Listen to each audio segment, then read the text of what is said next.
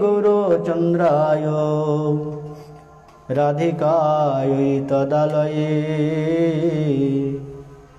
कृष्णाय कृष्णभक्ताय तद्भक्ताय नमो नमः। मकां करति वाचलं पंगं लंघयते गिरिं यत्कृपातमहं वन्दे गुरु परमानन्दमाधवम्। अजानुलम्बितभुजा कनकावदातो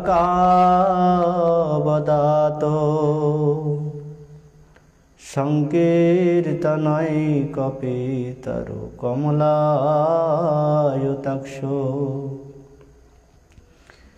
विशंभरादिजवरा युगधर्मपालो वन्दे जगत्प्रिया करो करुणावतारो। आराध्यो भगवान् व्रजशतनयात् तद्धामो वृन्दावना रम्या कचिदुपासना व्रजवधूवर्गेण जकल्पिता। श्रीमद्भागवत पुराणममलं प्रेमपमार्थमहान् श्रीचैतन्य महाप्रभुर्मतमिदं तत्रादुनपरः। यं प्रव्रजन्तमनुपेतमपेतकृत्यं दैपायनो विरह कातरया जुहवो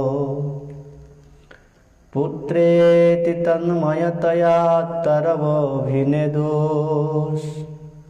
तं सर्वभूतहृदयमनिमानो तस्मै। यस्वानुभावमखिलां श्रुतिसारोमेकाम् अध्यात्मदीपमतीतितिर्षतां स्तमन्धम् संसारिणं करुणयाः पुराणगुह्यं तं वेशसनमुपयामि गुरुमणिनाम्। नारायणं नमस्कृत्य नरं चैव नरोत्तमं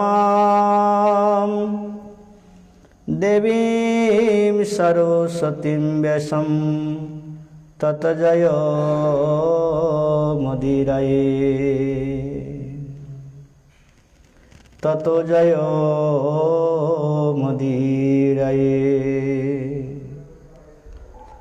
भज श्री कृष्ण चैतन्य प्रभु नित्यानंद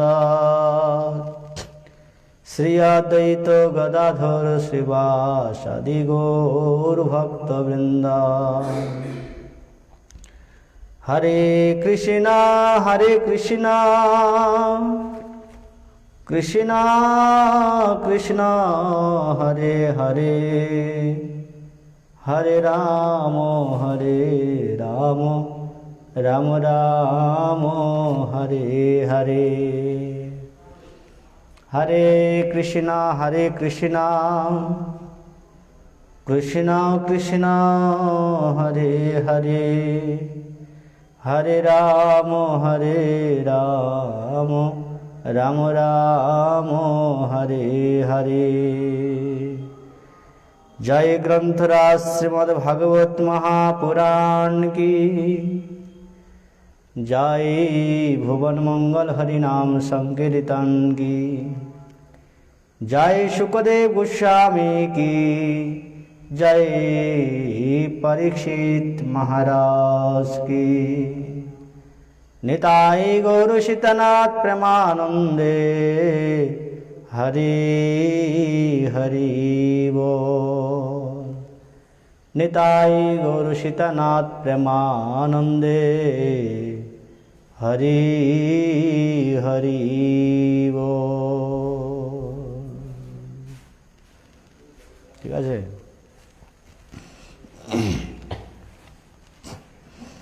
সুধী ভক্তবৃন্দ, শ্রীমদ্ ভাগবতম আমরা গতকাল আস্বাদন করেছিলাম ভগবান শ্রীকৃষ্ণের জন্মলীলা সম্বন্ধে। তাই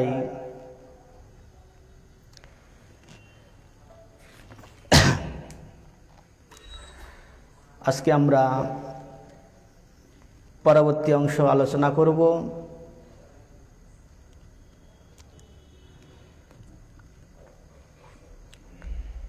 যোগমায়া ভগবান আত্মজা রূপে তিনি আবির্ভূত হলেন। তাই যোগমায়াকে যখন বধ করতে গেলেন কংস, তখন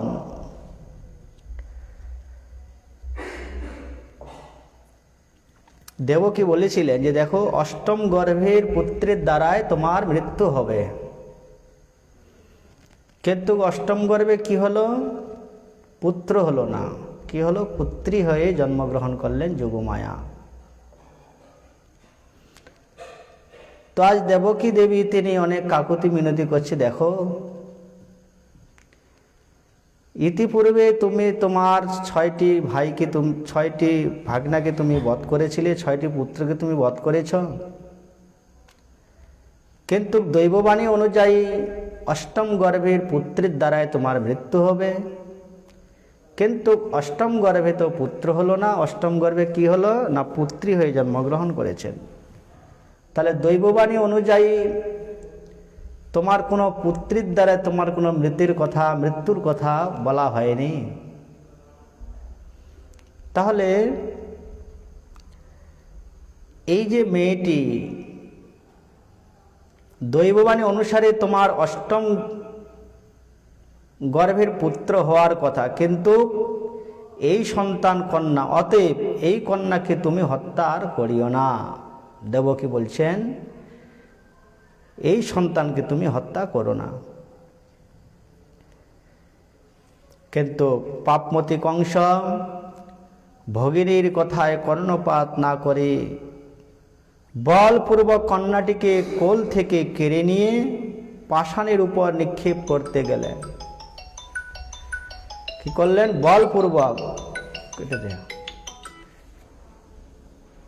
বলপূর্বক কন্যাটিকে কেড়ে নিয়ে পাষাণে নিক্ষেপ করতে লাগলেন।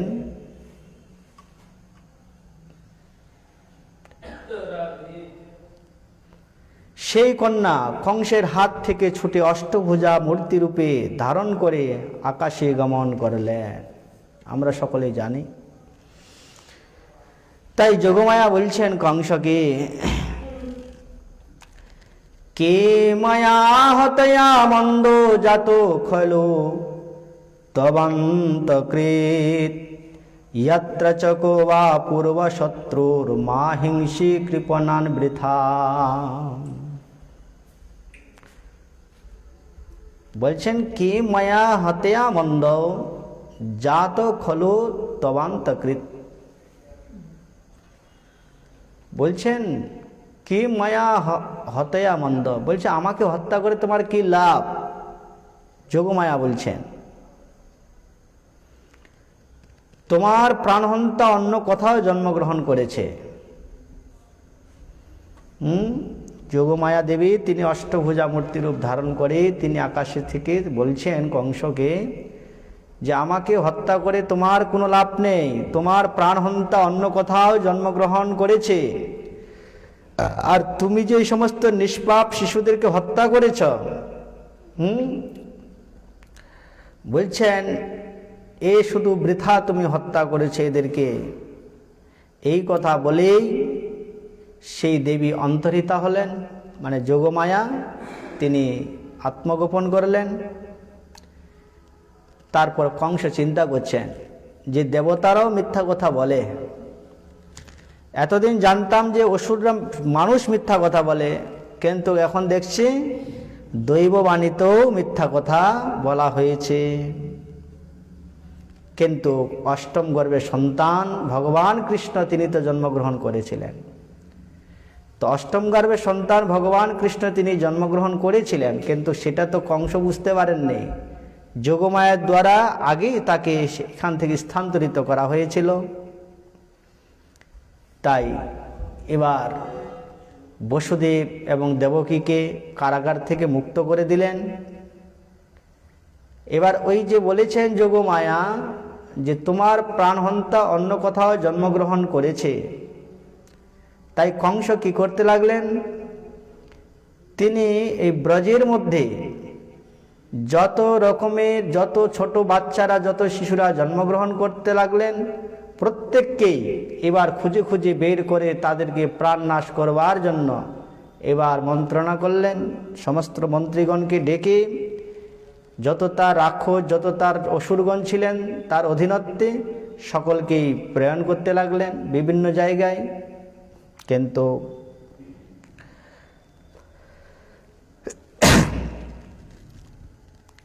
বিষ্ণুই সমস্ত দেবতার অধিপতি, গো ব্রাহ্মণগণের পালক, অতএব গো ব্রাহ্মণ বৈষ্ণবাদী হিংসাকে নিজের হিতকর বলে স্থির করলেন। বলছেন যখন গোমাতা, ব্রাহ্মণ এবং ভগবান বিষ্ণুর যারা প্রিয় তাদের উপর যখন অত্যাচার হয়, তখন বলছেন তাহলে বিষ্ণু বেশি দুঃখ পাবে, বেশি কষ্ট পাবে, তাই এদের উপর তিনি অত্যাচার শুরু করলেন।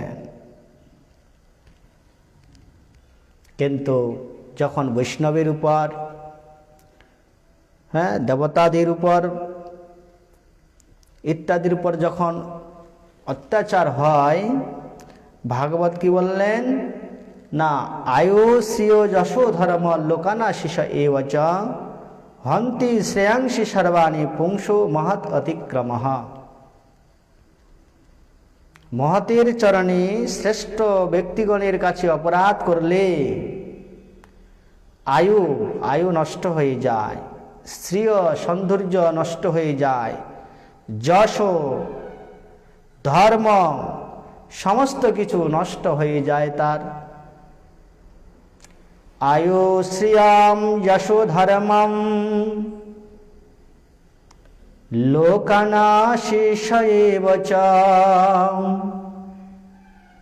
হন্তি শ্রেয়াংশি সর্বাণি পুংসো মহৎ অতিক্রমঃ।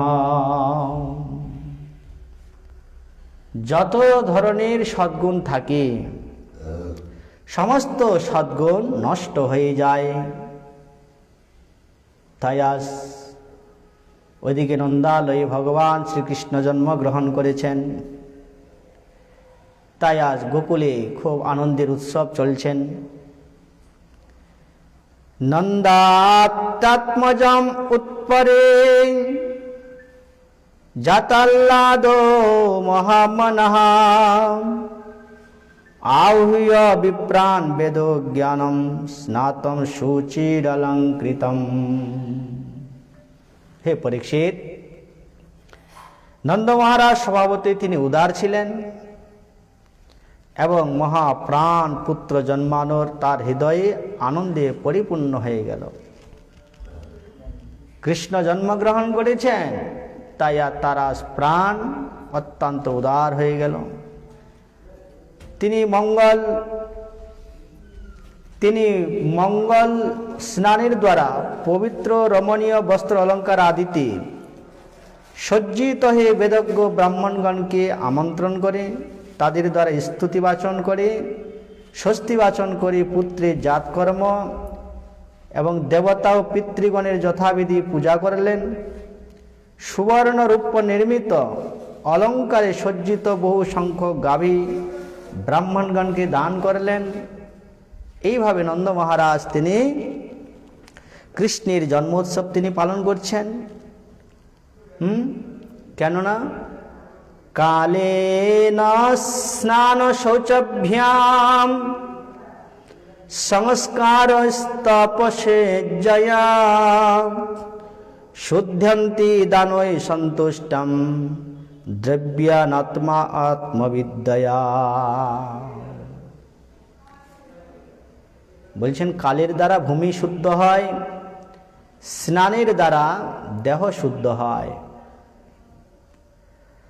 আর শৌচের দ্বারা মলাদি, যোগ তপস্যার দ্বারা ইন্দ্রিয় সমূহ, যজ্ঞের দ্বারা বিপ্রাদি, দানের দ্বারা দ্রব্য,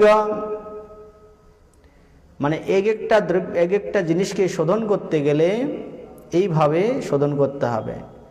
সন্তুষ্টির দ্বারা মন, যদি সন্তুষ্ট থাকা যায় তাহলে মন অটোমেটিক শুদ্ধ হয়ে যায়। সেইরূপ জাত কর্মাদি সংস্কারের দ্বারা সন্তানের দেহ ও মন শুদ্ধ হয়। সেই জন্য আমাদের জাত কর্মাদির দ্বারা আমাদের এই সমস্ত করতে হবে। ব্রাহ্মণগণ মঙ্গল সূচক স্বস্তি বাচন পাঠ করতে লাগলেন, ভগবান কৃষ্ণকে সকলে আশীর্বাদ করতে লাগলেন। স্বস্তি বাচন, ওম স্বস্তি ন গোবিন্দঃ, স্বস্তি ন অচ্যুতানন্ত, স্বস্তি ন বাসুদেব বিষ্ণুর্দধাতু, স্বস্তি নো নারায়ণ নরো বৈ, স্বস্তি ন পদ্মনাভ পুরুষোত্তম দধাতু। এইভাবে স্বস্তি বাচন মন্ত্র দিয়ে আশীর্বাদ করছেন। ভগবান জন্মগ্রহণ করেছেন কিন্তু ভগবানকে আশীর্বাদ করছেন। মঙ্গলম ভগবান বিষ্ণু মঙ্গলম মধুসূদনম, মঙ্গলম ঋষিকেশয়ম, মঙ্গলায় তনৌ হরিঃ ইত্যাদি মন্ত্রের দ্বারাই যেমন আশীর্বাদ করা হয়, সমস্ত ব্রাহ্মণগণ সেভাবে আশীর্বাদ প্রদান করছেন। তাই ব্রজভূমিতে সকলে আনন্দের উৎসব শুরু করে দিলেন। ভগবান কৃষ্ণের বয়স যখন 6 দিন, সেই সময় নন্দ মহারাজ তিনি কি করলেন? কর দেওয়ার জন্য, কর প্রদান করবার জন্য তিনি মথুরাতে গমন করলেন। রাজস্ব কর দিতে হয়, তিনি কংসকে কর প্রদান করতে হয়। তো কৃষ্ণের যখন 6 দিন বয়স, সেই সময় নন্দ মহারাজ তিনি মথুরায় গমন করলেন এবং সেখানে আনন্দের সহিত আনন্দে উল্লাসিত হয়ে কংসকে বললেন যে, কি বললেন? যে না, আজ 6 দিন হলো আমার একটি ছোট সুন্দর একটি পুত্র হয়েছে। কংসকে সমস্ত কথা বললেন যে আমার একটি সুন্দর সন্তান হয়েছে, আজ 6 দিন বয়স হলো। তো এই কংস যখন এই কথা শুনলেন যে নন্দ মহারাজের সন্তান হয়েছে 6 দিন বয়স, নিশ্চয় তাহলে তিনি আমাকে মারার জন্য প্রকট হয়েছে। কারণ যোগমায়া বলেছেন যে তোমার প্রাণহন্তা কোথাও না কোথাও জন্মগ্রহণ করেছে। হ্যাঁ, সেই কথার অনুযায়ী কংস তিনি চিন্তা করলেন, তখন তিনি পুতনাকে পাঠিয়ে দিলেন। পুতনাকে পাঠিয়ে দিলেন নন্দালয়ে কৃষ্ণের কাছে কৃষ্ণকে মারার জন্য। নন্দ মহারাজ তিনি বসুদেবের সাথে দেখা করলেন, অনেক কথাবার্তা হলো। বসুদেব বলছেন, কর বৈবার শিকো দত্ত রাজ্ঞে দৃষ্টা বয়ম চবহাম নিহস্তম বহুতিতম সন্ত্যৎপাতস্য গোকুলে। বসুদেব তিনি সমস্ত কিছু জানতে পারতেন আগে থেকে, এবং তিনি যা বলতেন সেটাই হতো, তিনি সত্যবাদী ছিলেন। তো নন্দ মহারাজ এবং বসুদেব মিত্র ছিলেন। কথা বলার পর বসুদেব বলছেন, দেখো তোমার এখানে বেশিক্ষণ অপেক্ষা করা উচিত নয়, কারণ আজ গোকুলে কোনো রকম উৎপাত ঘটতে পারে, কোনো রকম অঘটন ঘটতে পারে। তাই তুমি এই মথুরা থেকে তুমি অতি শীঘ্রই তুমি সে গোকুলে প্রত্যাবর্তন করো। তা নন্দ মহারাজ তিনি বুঝতে পারলেন যে বসুদেব ছিল সত্যদ্রষ্টা। সত্যদ্রষ্টা বলতে তিনি সত্য বস্তুটাকে তিনি দেখতে পান। তাই তিনি বিলম্ব না করে তিনি চললেন গোকুলের দিকে। আর এই গোকুলে ওইদিকে কি হয়েছে, কংসেন প্রহিতা ঘোরা পুতনা বালঘাতিনী শিশুং চচার নিয়ন্তিম পুরগ্রাম ব্রজাদিশু। এই ভয়ঙ্কর রাক্ষসী পুতনার কাজ হলো ছোট ছোট শিশুদের হত্যা করা। সে নগর গ্রাম গোষ্ঠ প্রভৃতি স্থানে শিশু হত্যা করে বিচরণ করে বেড়াচ্ছিল। হ্যাঁ, পুতনা ওইদিকে সমস্ত জায়গায় তিনি ঘুরে ঘুরে ছোট ছোট শিশুদেরকে তিনি হত্যা করছিল। ভাগবত বললেন, ন যত্র শ্রবণাদিনী রক্ষাংধি সকর্মসু কুর্বন্তি সত্যতাম ভর্তু ইয়াতো বন্যাশ্চ যত্রৈবহি। বলে না যত্র শ্রবণাদিনী, যেখানে ভগবান কথা হয় না, যে স্থানে ভগবত কথা আলোচিত হয় না, যারা ভগবানের গুণকীর্তন করেন না, ন যত্র শ্রবণাদিনী বলছে রক্ষ অগ্নাদি সকর্মসু, সেখানে রাক্ষসরা, সেখানে ভূত প্রেত পিশাচরা, সেখানে তারা তাদের কার্য সম্পাদন করার জন্য তারা সুযোগ লাভ করে।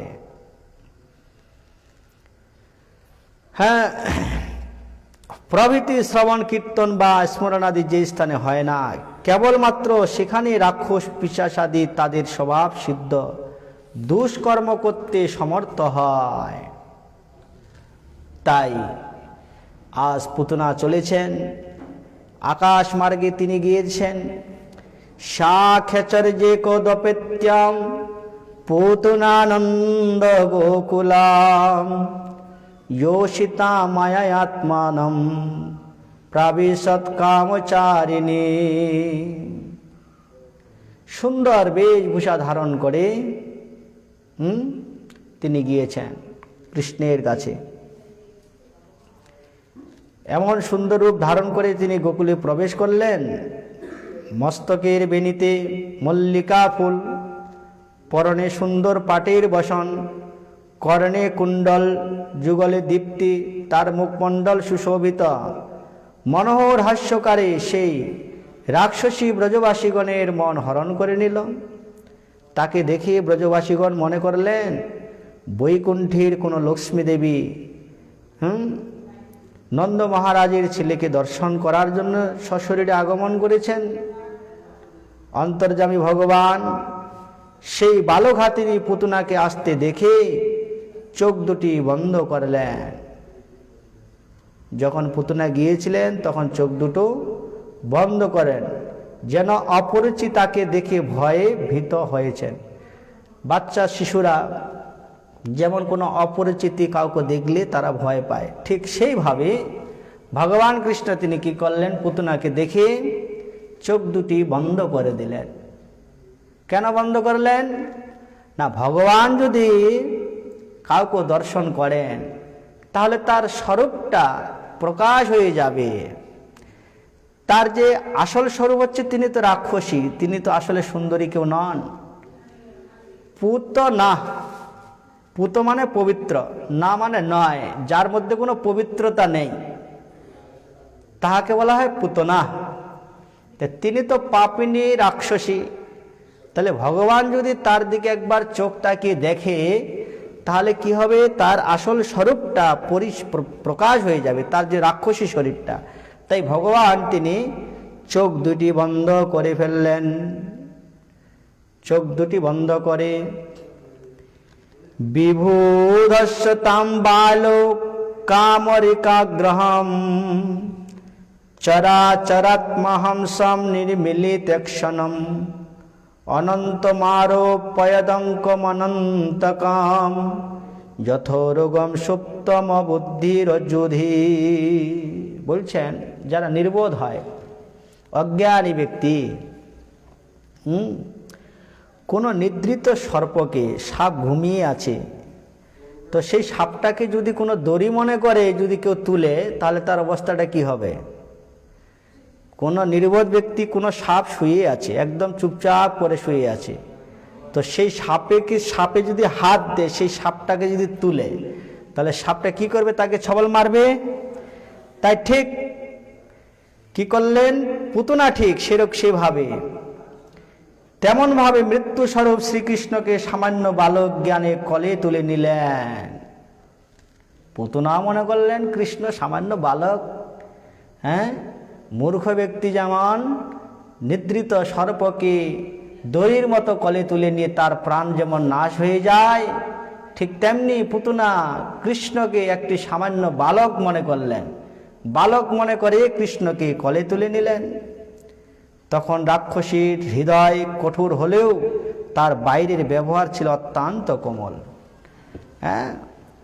তার অন্তরটা খুব, যে কখন আমি কৃষ্ণকে মারব, মেরে আমি কংসকে উপহার দেব, কিন্তু তার বাইরের স্বভাবটা ছিল খুব কোমল। কেন? তিনি মায়াবী সেজে এসেছিলেন, খুব কোমল ছিলেন। পরমা সুন্দরী রমণীকে দেখে যশোদা রোহিণী এক নজরে তাকাতে লাগলেন। মায়াবী বিদ্যা জানতেন পুতনা। যশোদা রোহিণী তারা কি করলেন? এক নজরে তারা দেখে আছেন। সেখানে ভগবানের ভক্তগণকেও মায়াবী লাগিয়ে দিয়েছে। চিন্তা করে দেখুন, এক নজরে তারা দেখে আছেন।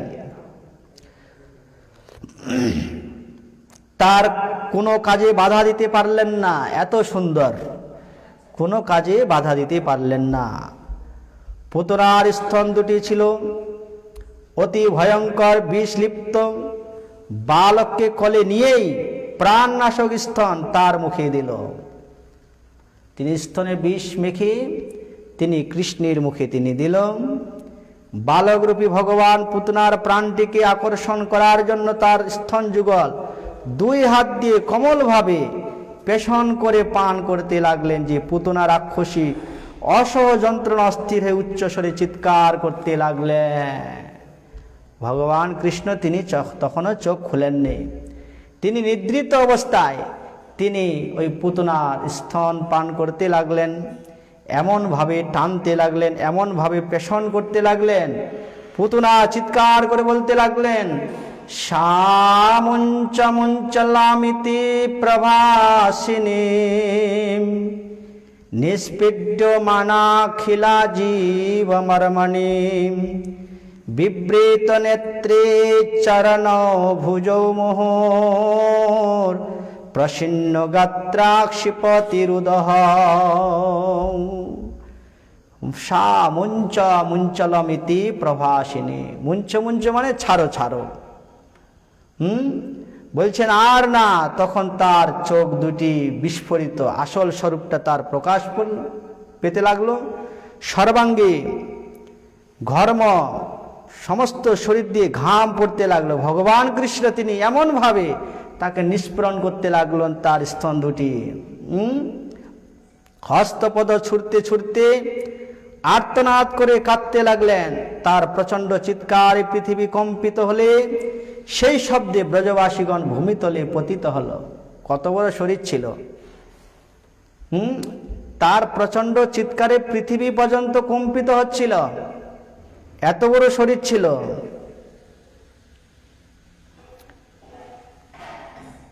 এইভাবে পুতনা স্তনের পীড়ায় অত্যন্ত কাতর হয়ে নিজের প্রকৃত রাক্ষসী রূপ গোপন রাখতে না পেরে প্রকাশ করলেন। তার দেহ থেকে প্রাণ বেরিয়ে গেল। দেহ পতনের ফলে 6 ক্রোশ ব্যাপী বৃক্ষ সম চূর্ণ বিচীর্ণ হলো। কত বড় শরীরটা ছিল? 6 ক্রোশ। 6 ক্রোশ মানে 1 ক্রোশ সমান সমান কত? 3 কিলোমিটার নাকি? না 2 কিলোমিটার? 3 কিলোমিটার নাকি? 3 কিলোমিটার মানে তাহলে 21 কিলোমিটার ছিল তার শরীরটা। যেখানে পড়েছে যত বৃক্ষ সমস্ত কিছু চূর্ণ বিচূর্ণ হয়ে গিয়েছিল। সমস্ত কিছু চূর্ণ বিচূর্ণ হয়ে যায়। তার কীরকম শরীর ছিল না, বলছেন ঈশামাত্র গ্রহম দ্রষ্টস্যম গিরিকন্দর নাসিকম গণ্ডশৈলস্তনম রুদ্রম প্রকীর্ণারুণ মূর্ধজম অন্ধকূপ গভীরাক্ষ পুলিনরোহ ভীষণম বদ্ধ সেতু ভুজির ভূমি শূন্য তয়োরহদ্রম। পুতনা শরীরের কথা বলছেন। লাঙ্গলের ফলার মতো বড় বড় দাঁত, চিন্তা করো, দাঁতগুলা ছিল ওই যে নাঙ্গল যে চাষ ভূমি চাষ করে সেই যে চাষ করার মতো তার দাঁতগুলা ছিল।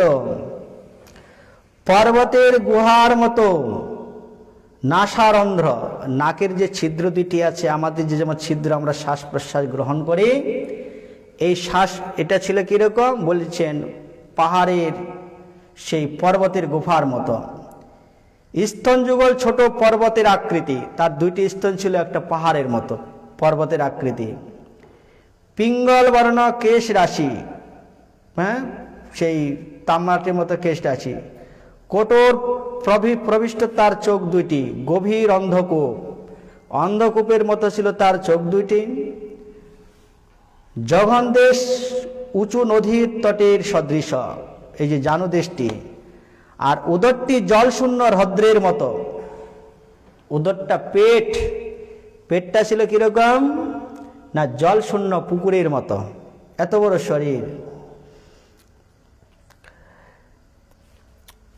পুতনার সেই বিশাল ভয়ঙ্কর দেহখানি দেখে ব্রজবাসীগণ সকলেই ভীত হলেন, আর তারা দেখতে লাগলেন। বালম চতস্যা উরুষি ক্রীড়ন্তম অকুত ভয়াম গপ্যাস্ত্রনো সমভেত্তা জগৃহ জাত সম্ভ্রমম।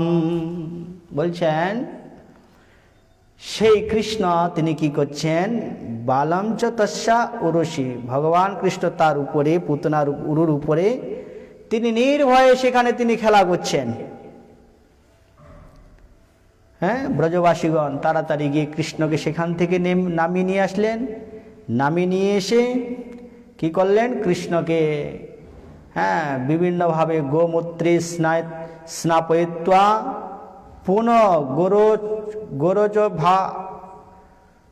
পুনঃ গোরজা সভারকম রক্ষাম চক্রুষকৃতা দ্বাদশাঙ্গেষু না ভবে। এটা চালিয়ে দে, জুমটা চালিয়ে দে, জুমের জন্য ফোন করছে। তো তারা প্রথমে গোমূত্র বালককে গোমূত্রের দ্বারা স্নান করালেন। তারপর সর্বাঙ্গে গোখুরের ধুলি লেপন করালেন। গাভী মাতার যে পায়ের ধুলি আছে সেই ধুলির দ্বারাই স্নান করালেন, পবিত্র। তারপর ভগবানের দ্বাদশ নামের তিলক রচনা করালেন। ব্রজবাসীগণ গোপিনীগণ ভগবানকে দ্বাদশ অঙ্গে তিলক রচনা করালেন। যিনি অনন্ত ব্রহ্মাণ্ডের মালিক ভগবান কৃষ্ণ, সেই ভগবান কৃষ্ণকেই তারা কি করলেন, তারা তাদের নামেই তাদেরকে তিলক করাচ্ছেন। দ্বাদশ অঙ্গে দ্বাদশ দেবতার নাম বলা হয়। ললাটে কেশবং ধরিত নারায়ণ মথোদরে বক্ষস্থলে মাধবং তু গোবিন্দম কণ্ঠকূপকে বিষ্ণুঞ্চ দক্ষিণো পাশে বাহু চ মধুসূদনম। তাহলে এইভাবে দ্বাদশ সঙ্গে ভগবানকে আজ তিলক করাচ্ছেন ব্রজবাসীগণ। তাহলে আজ সেই কথা বলছেন, সেই সময় নন্দ মহারাজ তিনি মথুরা থেকে ফিরলেন। মথুরা থেকে যখন তিনি গোকুলে ফিরে সেই পুতনার বিশাল দেহটি দেখে বিস্মিত হলেন, তখন বসুদেব, সেই নন্দ মহারাজ তার বসুদেবের কথা মনে পড়ল যে বসুদেব তিনি ছিলেন সত্যদ্রষ্টা। তাই বসুদেবের কথা মনে পড়ে তিনি মনে মনে চিন্তা করলেন, বসুদেব তো ঠিকই বলেছেন।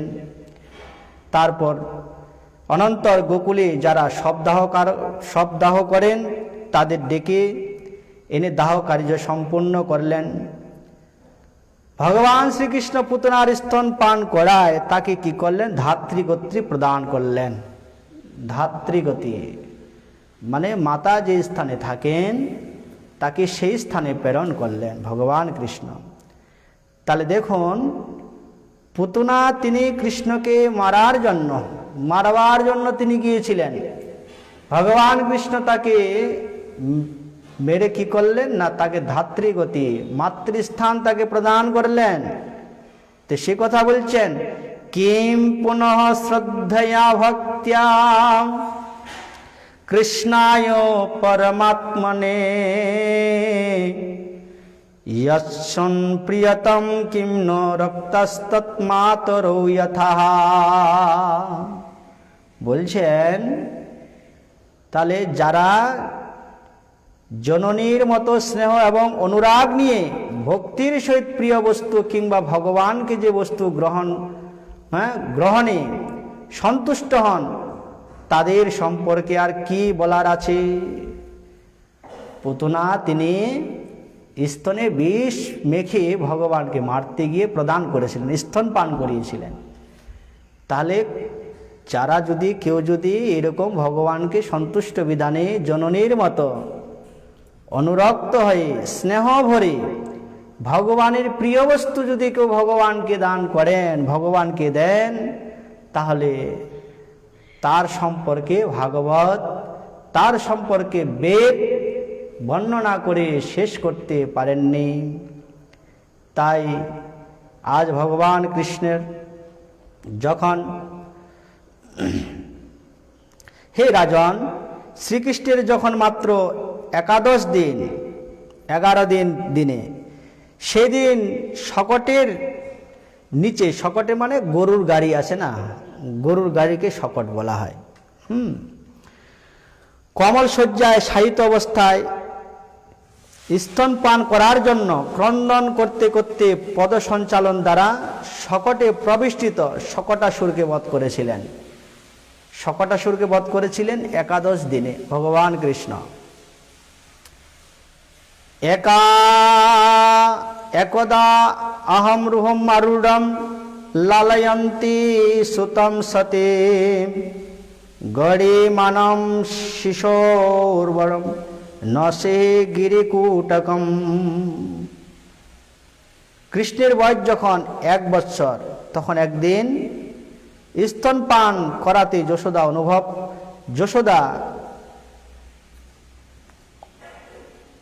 স্তনপান করাতে যশোদা অনুভব করলেন গোপাল যেন পর্বতের ন্যায় ভারী হয়ে যাচ্ছে একদিন। তখন কৃষ্ণের বয়স হচ্ছে 1 বৎসর। তো 1 বৎসর বয়সে ভগবান কৃষ্ণকে মা যশোদা স্তনপান করাচ্ছেন, কোলে নিয়েছেন, কিন্তু গোপাল এত ভারী হয়ে যাচ্ছে, তিনি গোপালকে আর কোলে রাখতে না পেরে তিনি মাটিতে শোয়ালেন।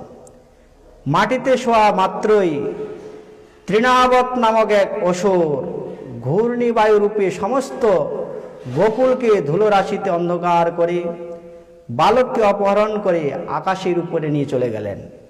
তৃণাবর্ত সুরের কথা বলছেন।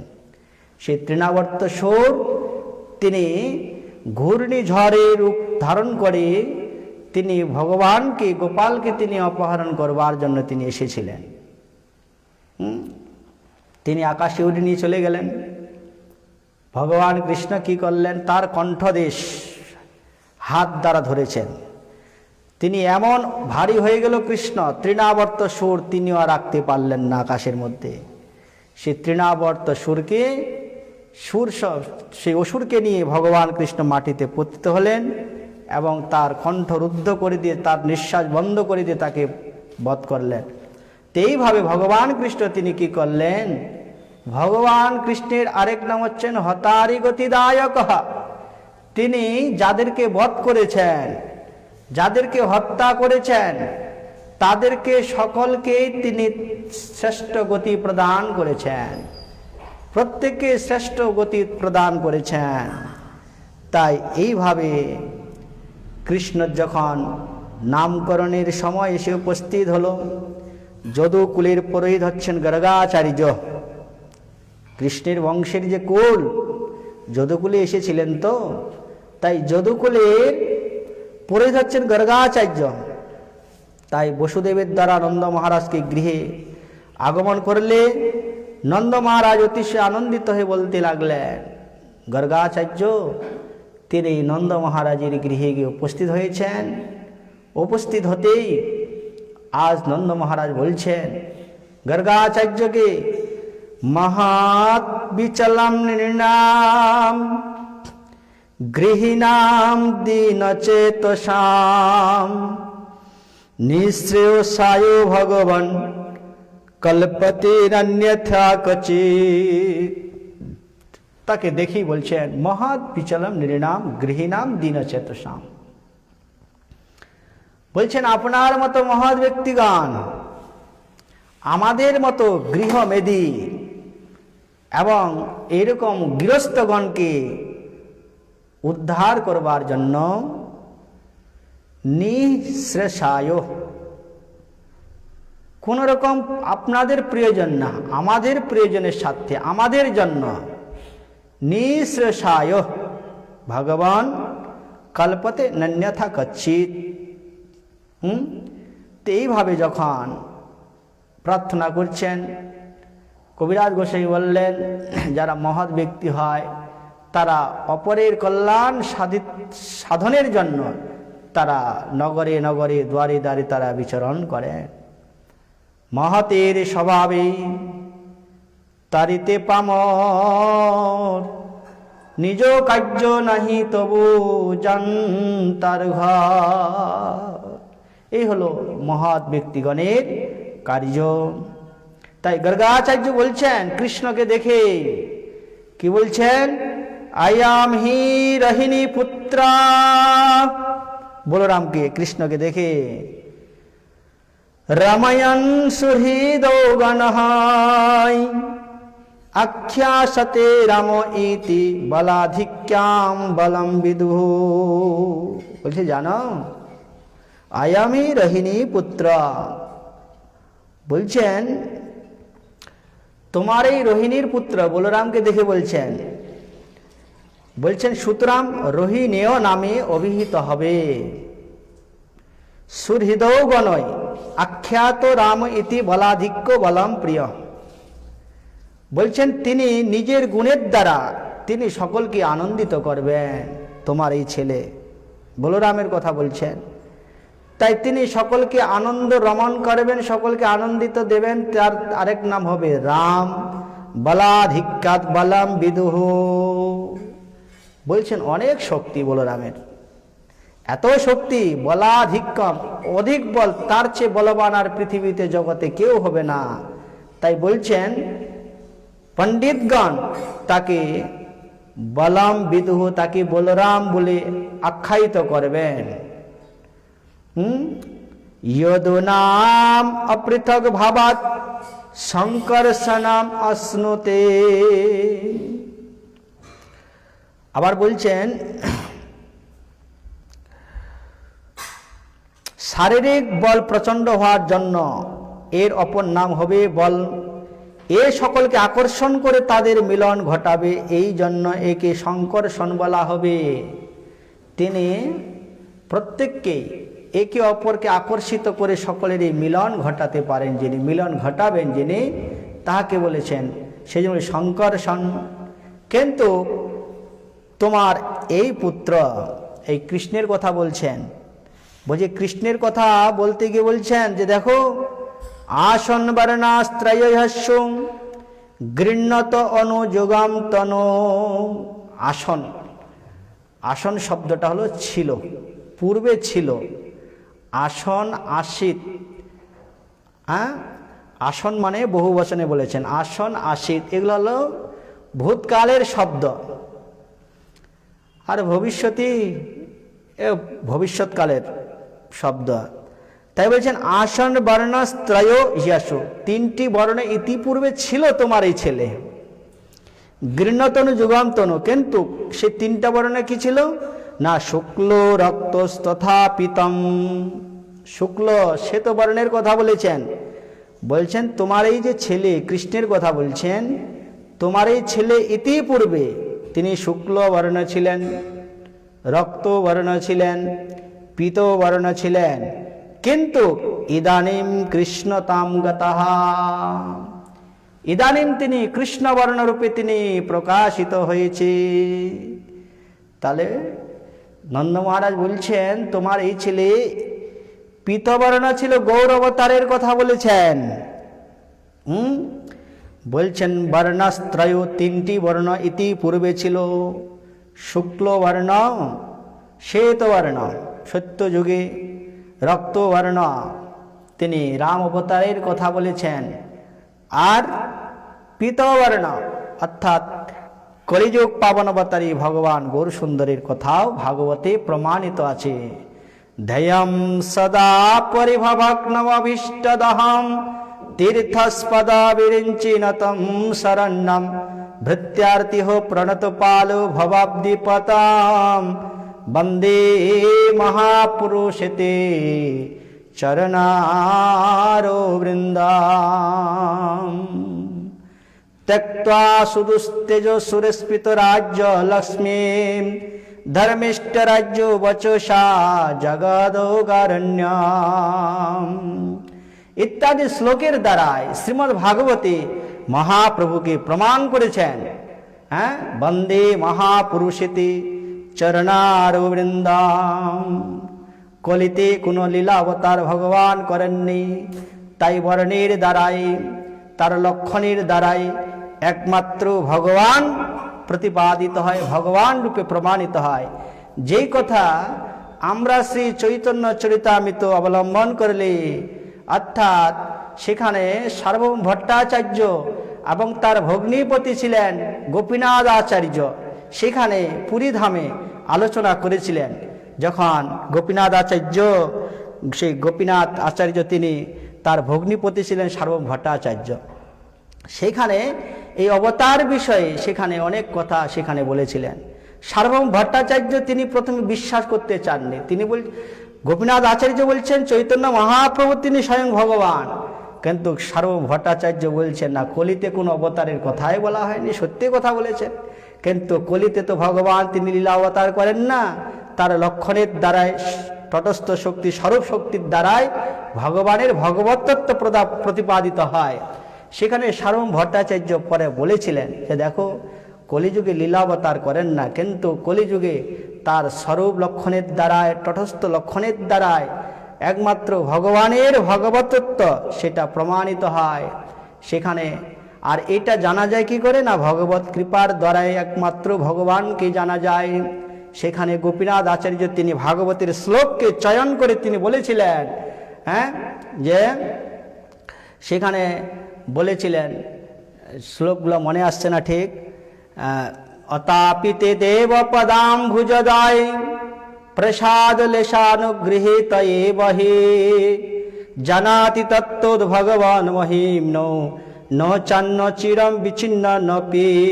বুঝে দেখো, অতাপিতে দেব পদাম ভুজদায়, তার প্রসাদের দ্বারা, তার পাদ পদ্মের দ্বারা প্রসাদ লেশানুগৃহীত বহে, একমাত্র ভগবানের প্রসাদ কৃপার দ্বারা, তার যদি কৃপা লেশ কারো উপরে বর্ষিত হয়, প্রসাদ লেশা অনুগৃহীত বহি, যদি প্রসাদ কৃপার লেশ অনুগৃহীত হয় কারো উপরে, তখনই বলেছেন জানাতি তত্ত্ব, তিনি তত্ত্ববস্তু জানতে পারবেন, তিনি একমাত্র ভগবানকে জানতে পারবেন। জানাতি তত্ত্ব ভগবান মহিম্না, তিনি ভগবানের মহিমাটা জানতে পারেন। নচেত বেদ বেদান্ত উপনিষদ সমস্ত কিছু জলে গুলিয়ে খেয়ে ফেললেও সার্বভৌম ভট্টাচার্য তিনি কম পণ্ডিত ছিলেন না, তিনি বেদান্তের অদ্বিতীয় পণ্ডিত ছিলেন, কিন্তু ভগবানকে কি জানতে পেরেছিলেন? সার্বভৌম ভট্টাচার্য বলেছিলেন, বলে দেখো, বলছেন তোমার সঙ্গের এত কথার নাহি প্রয়োজন, ঊষর ভূমিতে যেন বীজের আরোপণ। আর তোমার সাথে এত কথা বলছি বেকার শুধু, কিন্তু তোমার উপরে যখন ঈশ্বরের কৃপা হবে এসব সিদ্ধান্ত তখন তুমিও কহিবে, তুমিও বলবে। আমি যেসব কথাগুলো বলছি এখন, কিন্তু ঈশ্বরের কৃপাটা যখন তোমার উপরে বর্ষিত হবে না, তখন তুমিও এই সমস্ত সিদ্ধান্ত আমাকে বলবে। তাই এখানে বলছেন সে সমস্ত কথা যে ইদানিম কৃষ্ণতাম গতহা, তাই ইতিপূর্বে তোমার এই ছেলে পীতবর্ণ গৌর বর্ণ হয়েছিল, রক্তবর্ণ হয়েছিল, শ্বেতবর্ণ হয়েছিল, কিন্তু ইদানিম কৃষ্ণতাম গতহা, ইদানিম কৃষ্ণবর্ণ হয়েছে তোমার এই ছেলে। অনেক লক্ষণের কথা গর্গাচার্য তিনি বলছিলেন। হ্যাঁ, প্রাগয়া বসুদেবস্য ক্বচিদ জাতস্তবাত্মজাম বাসুদেব ইতি শ্রীমান বিজ্ঞাসম প্রচক্ষতে। বলছেন তোমার এই পুত্রটি পূর্বে কোনো সময় বসুদেবের পুত্ররূপে জন্ম হয়েছিল, সেই জন্য যার এই রহস্য জানেন না তারা একে শ্রীমান বাসুদেব বলে থাকেন। জানেন, যারা এই রহস্যটি জানেন তারা অনেকে বাসুদেব বলে তাকে আখ্যায়িত করেন। বসুদেবের পুত্র বলিয়া তাহাকে অনেকে বাসুদেব বলেন। কেন? কৃষ্ণ তিনি বসুদেবেরও পুত্র হয়ে এসেছিলেন। হ্যাঁ, সেখানে ভগবান তিনি শঙ্কর্ষণ, বাসুদেব, অনিরুদ্ধ, প্রদ্যুম্ন এই চতুর্ভুজের মধ্যে এক ভুজ সেখানে এসে প্রকটিত হয়েছিলেন চতুর্ভুজ রূপে। কিন্তু পরিপূর্ণ স্বয়ং ভগবান তিনি যশোদার গর্ভেই তিনি এসেছিলেন, নন্দালয়ে তিনি এসেছিলেন। তাই তোমার এই ছেলের শুধু ইদানিম কৃষ্ণতাম গতহা, ইদানিম তো কৃষ্ণ, তাই এটার নাম হবে কৃষ্ণ। হ্যাঁ, কৃষ ধাতু হন প্রত্যয় যোগে যিনি আকর্ষণ করেন। হ্যাঁ, তাহলে এই কৃষ্ণ শব্দ সেখানে স্পন্ন হয়েছেন। তাহলে যার আকর্ষণ এত বেশি, তিনি শুধু জগৎকে নয়, তিনি অনন্ত ব্রহ্মাণ্ডকেও যিনি আকর্ষিত করতে পারেন। তাই তোমার এই ছেলের নাম ইদানিম কৃষ্ণ, কৃষ্ণবর্ণ হয়েছে তাই এর নাম কৃষ্ণ। তবে শুধু তোমার এই ছেলের একটি নামই শুধু ঠিক একটি নামের মধ্যে সীমাবদ্ধ থাকবে না, বহু নাম হবে তোমার এই ছেলের। কিন্তু এই জগতের মতো নাম নয়। আমাদের এই জগতে কানা ছেলের নাম পদ্মলোচন রেখে দিল, ওইরকম নাম নয়। হ্যাঁ, কালো মেয়ের নাম পূর্ণমাসী রেখে দিল, দেখতে কালো কিন্তু নাম রাখলো পূর্ণমাসী, মানে ফর্সা, পূর্ণিমা। তো এই জগতের মতো কোনো নামকরণ তোমার এই ছেলের হবে না। কিরকম নামকরণ হবে? বহুনি সন্তি নামানি, অনেক নাম হবে। নামগুলা কিরকম? রূপানুচ সুতস্যতে গুণ কর্মানুরূপাণি তন্যাহম বেদ নৌ জনহা। বলছেন এর যত গুণ কর্ম আছে সেই অনুযায়ী এর ভিন্ন ভিন্ন নাম বর্ণিত হয়েছে। আমি সেগুলি জানি, কিন্তু সাধারণ মানুষ তা জানেন না। গর্গাচার্য বলছেন আমি জানি সব, কিন্তু জগতের মানুষ, সাধারণ মানুষ সে সমস্তগুলা জানে না। কিরকম নাম? না, ভগবান তার গুণের দ্বারা তার বিভিন্ন নামকরণ হয়েছেন, আমাদের মতো না। তিনি যেমন সকলেই জানেন, হ্যাঁ, তিনি গোবর্ধন ধারণ লীলা করেছিলেন, তাই তার নাম হয়ে গেছে গিরিধারী। এইভাবে ভগবান কালিয়া মর্দন নাম হয়েছেন, কালিয়াসুরকে বধ করেছিলেন। এরকম এক একজন ভক্ত এক একজন নামকরণ করেছেন। তাই বলছেন বহুনি সন্তি নামানি, বহু নাম হবে এনার। তো এইভাবে গর্গাচার্য তিনি হ্যাঁ সেই ভগবান কৃষ্ণের নামকরণ করছেন। নামকরণ করে পরীক্ষিত মহারাজ বলছেন, এই সমস্ত কথা শ্রবণ করে শুকদেব গোস্বামীকে বলছেন, নন্দা কিম করত ব্রহ্মান শ্রেয়া ইব মহোদয়াম যশোদা চ মহাভাগো পাপো যস্তনাম হরি। রাজা পরীক্ষিত জিজ্ঞাসা করলেন, ভগবান নন্দ মহারাজ এমন কি সাধনা করেছিল? পরম ভাগ্যবতী যশোদা দেবী বা এমন কি তপস্যা করেছিলেন যে যার ফলে স্বয়ং ভগবান নিজের মুখে তার স্তনপান করেছিলেন?